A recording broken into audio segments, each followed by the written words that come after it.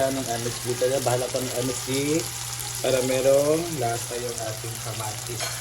So, ihalo na natin yung ating main ingredient which is our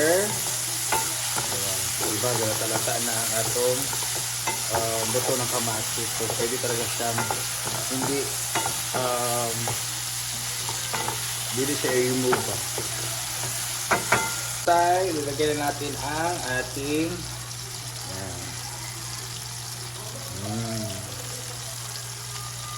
this is our bagoong na pink. Pero bakit pink to? Siguro ano siya, mahal. So please comment kung magkano po ang ganito sa inyo. Sa amin is 5 pesos per sachet. Dahil yung iba ayaw ng bagoong, yung iba naman ginamos na stock. Mo na ang konting magic. Ayan.